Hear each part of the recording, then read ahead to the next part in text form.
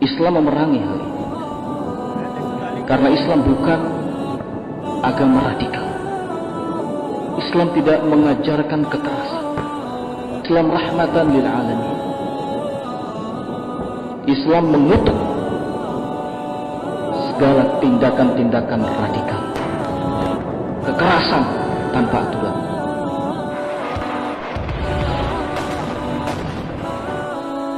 Maka kerusakan lainnya, ikhwan fillah rahimakumullah, melakukan bom bunuh diri. Orang-orang yang sudah rela melakukan hal tersebut biasanya disebut pengantin. Otaknya sudah benar-benar dicuci habis. Tidak ada dalam pikirannya selain semua yang ada di hadapannya kafir. Tidak ada dalam benaknya selain keyakinan bahwa apa yang dilakukannya itu akan membawanya kepada kebahagiaan.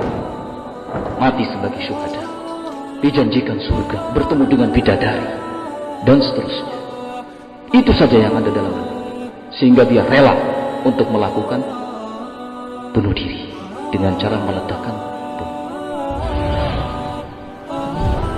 Jelas ini bertentangan dengan firman Allah Subhanahu wa taala, "Wala taqtulu anfusakum." Janganlah kalian membunuh diri-diri kalian. Innallaha kana bikum rahimah. Sungguhnya Allah Subhanahu wa taala itu sayang kepada kalian. Dilarang, haram hukumnya melakukan bunuh diri. Sekalipun di medan perang, di medan jihad, yang namanya bom bunuh diri itu juga tidak boleh. Sekalipun dalam situasi perang. Lah apalagi kalau tidak dalam situasi perang. Ini tidak diajarkan dalam Islam. Nabi alaihi salatu wasallam dalam sabdanya menyatakan, "Wa man qatala nafsahu bi syai'in fid dunya udziba bihi yaumil qiyamah."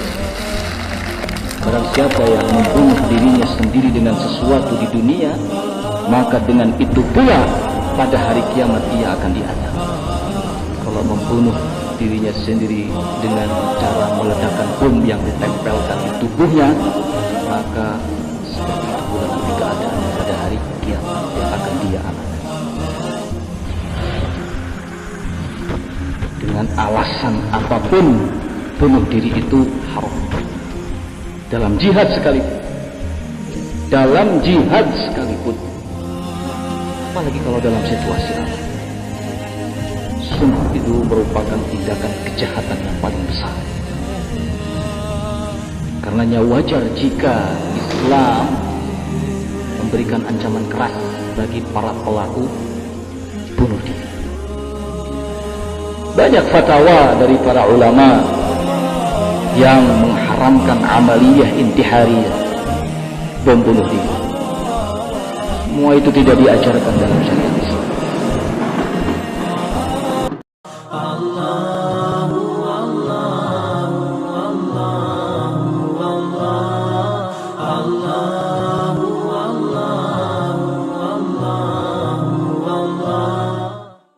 Assalamualaikum warahmatullahi wabarakatuh.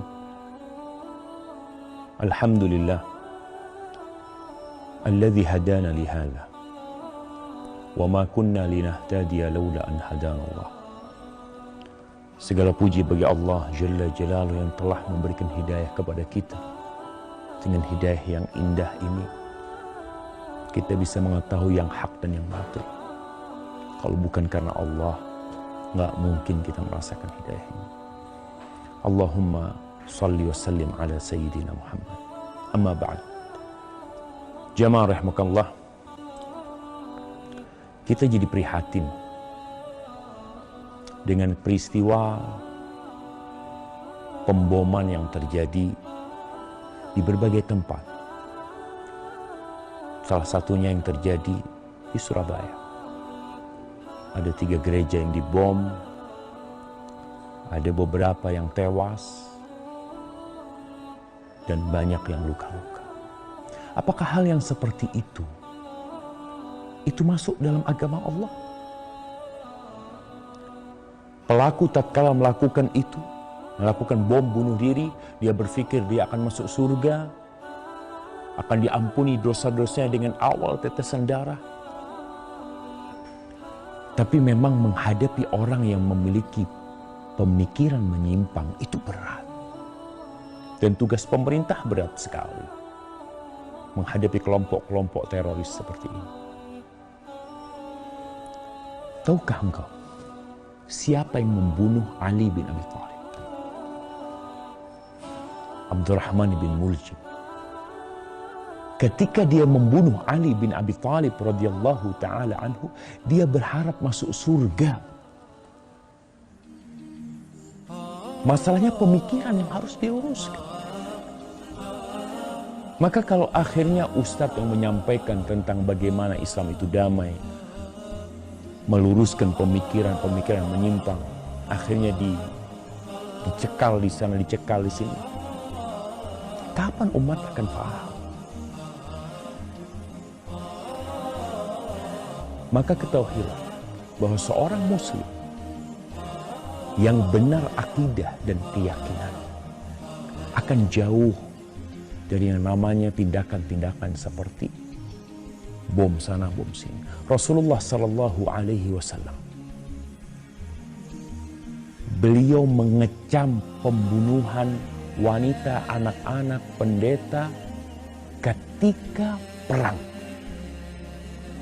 Di dalam Islam, perang yang dilakukan oleh umat Islam itu berperi kemanusiaan. Tidak seperti yang dilakukan orang-orang non-muslim. Bom sana, bom sini. Tewas satu kampung. Subhanallah. Nggak seperti itu Islam. Islam rahmatan lil alamin. Ada seorang yang masuk neraka gara-gara kucing. Bagaimana dengan membunuh? Ustaz, yang dibunuh kan non-muslim, Ustaz. Yang dihancurkan kan gereja. Bacalah Islam dengan benar. Umar bin Khattab radhiyallahu taala anhu ketika menguasai Palestina, apakah gereja-gereja dihancurkan? Ingat jemaah, kalau kita tidak belajar yang sempurna tentang agama Allah ini, maka munculnya yang seperti itu. Rasulullah Sallallahu Alaihi Wasallam mengatakan, nih Al-Imam Al-Zahabi di dalam kitabnya Al-Kabair, kumpulan dosa-dosa besar. Dosa besar yang kedua yang disebutkan di sini adalah membunuh. Allah mengatakan, وَمَنْ يَقْتُلْ مُؤْمِنًا مُتَعَمِّدًا فَجَزَاؤُهُ جَهَنَّمُ خَالِدًا فِيهَا وَغَضِبَ اللَّهُ عَلَيْهِ وَلَعَنَهُ وَأَعَدَّ لَهُ جَهَنَّمَ وَأَعَدَّ لَهُ عَذَابًا عَظِيمًا. Barang siapa yang membunuh seorang mukmin dengan sengaja, maka balasannya adalah neraka jahanam, kekal di dalamnya. Dan Allah murka kepada dia dan dia dilaknat. Dan Allah menyediakan bagi dia azab yang besar. Ya Ustaz, kan ayatnya jelas buat orang yang beriman, Ustaz. Ini kan yang dibunuh bukan orang beriman. Subhanallah nih. Nabi SAW bersabda dalam hadis yang diriwayatkan oleh Imam Bukhari, Imam Zahabi mengatakan, "Man qatala mu'ahadan lam yarh raihatal jannah, wa inna raihata la tujadu min masirati 40 aman." Barang siapa yang membunuh orang kafir yang dalam perjanjian, orang kafir yang dibunuh, bukan orang muslim. Jelas nih hadis. Maka dia tidak akan mencium bau surga. Tapi dia berharap masuk surga. Maka belajar. Sesungguhnya aroma surga itu tercium dari jarak 40 tahun perjalanan. Maka kami menghimbau umat Islam untuk kembali kepada Al-Quran Al-Karim, kembali kepada sunnah Nabi SAW dengan pemahaman siapa? Dengan pemahaman para sahabat Nabi. Tidak dengan pemahaman fulan dan fulan. Agar kita tidak mencoreng nama Islam kembali. Akhirnya kesian wanita-wanita yang bercadar, ditangkepin nanti dicurigain. Orang-orang yang jenggotan, yang suka ke masjid dicurigain. Gara-gara kelakuan yang seperti ini. Naam, apabila terjadi kezaliman di sebuah tempat, kita diperintahkan untuk merubahnya sesuai dengan kemampuan kita. Dengan cara yang lemah lembut. Semoga Islam yang cinta damai ini bisa memberikan kedamaian. Dan kita berdoa semoga Allah memberikan petunjuk kepada pemerintah kita. Menunjukkan kepada jalan yang benar. Dan mengikuti apa yang Allah perintahkan. Barakallahu fikum. Assalamualaikum warahmatullahi wabarakatuh. Pada halaman 380 tentang Al-Manhaj. Al-Manhaj adalah sikap dan cara beragama yang benar, yang lurus. Manhajul haq. Agar anak-anak ini tidak mengikuti firqah-firqah sesat. Berapa banyak anak-anak yang condong kepada agama. Ya, dia semangat beragama, tapi duduk di majelis yang sesat. Yang justru membinasakan mereka. Lihat yang mengajarkan tentang jihad sana, jihad sini, tanpa ilmu. Ngebom sana, ngebom sini. Itu anak-anak muda. Tapi sesat mereka dalam beragama. Maka kita ajarkan anak kita manhaj agar mereka di dalam beragama tidak tersesat. Ada bom bunuh diri.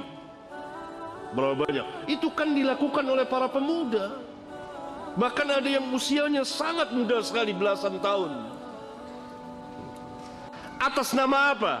Atas nama agama.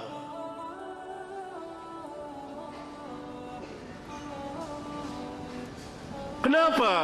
Karena mereka diajarkan oleh para penyesat atas nama agama.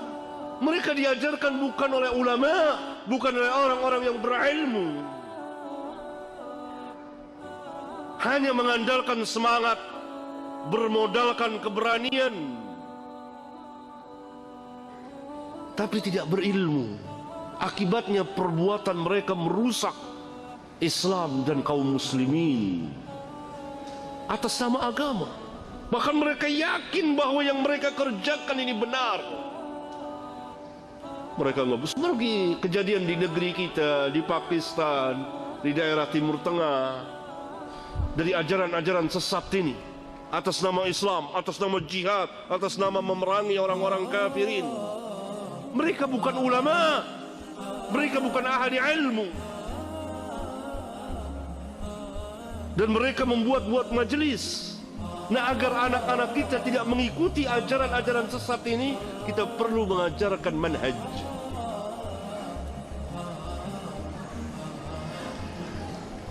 Saya telah menulis sebuah kitab tentang masalah manhaj, itu Law Kana Khairan Lasabaquna Ilaihi.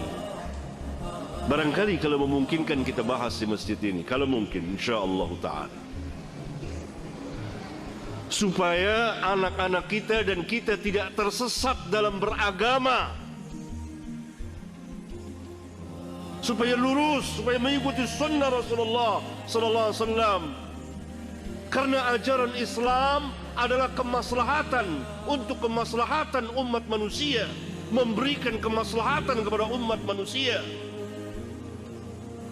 Hatta orang-orang kafirin hidup di tengah-tengah kaum muslimin dijamin aman. Bagaimana mungkin Islam mengajarkan perusakan tanpa hak, membunuh tanpa hak, menumpahkan darah tanpa hak, merusak bangunan dan jalanan, sedangkan sebuah duri yang ada di jalanan kita singkirkan merupakan bagian dari keimanan. Kan Nabi SAW bersabda, iman itu mempunyai 60 cabang lebih. Dalam riwayat yang lain 70 cabang lebih. Ini dalam riwayat Bukhari dan Muslim. Dalam salah satu riwayat Imam Muslim, yang tertinggi kalimat La ilaha illallah. Yang paling rendah imatatul adha anit tariq, menghilangkan gangguan dari jalan, berupa duri, paku, ajan. Lihat, Bagaimana mungkin Islam mengajarkan perusakan kalau sebuah paku yang ada di jalan diperintah untuk kita singkirkan agar tidak terkena manusia yang jalan di jalanan tersebut? Luar biasa ajaran Islam. Dan agar lurus ini kita belajar manhaj.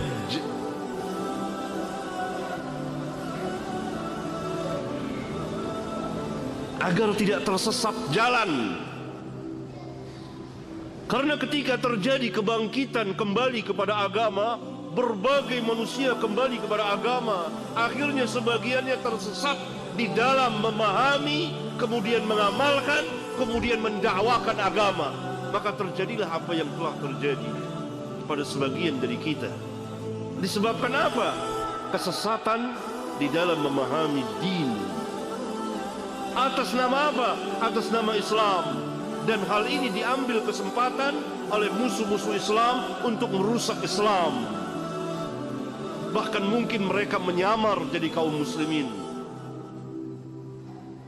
Akhirnya Islam yang rusak akibat perbuatan sebagian dari kaum muslimin, kemudian diambil alih oleh musuh-musuh Islam atas nama Islam, membuat kerusakan di mana-mana. Karena telah diperbuat pertama kali oleh, atau telah diberikan contoh oleh sebagian kaum muslimin, atau dilakukan oleh sebagian kecil kaum muslimin. Karena itu Islam bersama para ulama'nya berlepas diri dari perbuatan-perbuatan yang seperti itu. Nah, pemuda-pemuda ini belajar agama dari orang-orang yang tidak mengerti agama. Saya punya pengalaman tersendiri. Panjang cerita saya mengenai masalah ini. Pemuda-pemuda itu keras sekali. Mereka mengkafirkan sana, mengkafirkan sini. Atas nama Islam, atas nama jihad. Semangat. Mereka sholat, mereka ahli ibadah. Tapi bodoh. Semangat tapi jahil. Berani tapi tersesat jalannya. Belajar tetapi kepada orang-orang yang jahil, bukan ulama. Mereka membaca ayat-ayat Al-Quran dari awal sampai akhir, tapi ayat-ayat itu tidak sampai melewati tenggorokan mereka, hanya sampai mulut saja. Mereka pahami sendiri. Ini akibat tidak adanya pelajaran manhaj. Karena itu sejak lama, sejak saya tulis kitab ini, saya menganjurkan kepada beberapa sekolah atau katakanlah pesantren untuk ada kurikulum khusus tentang pelurusan cara pemahaman agama atau manhaj itu sendiri. Allah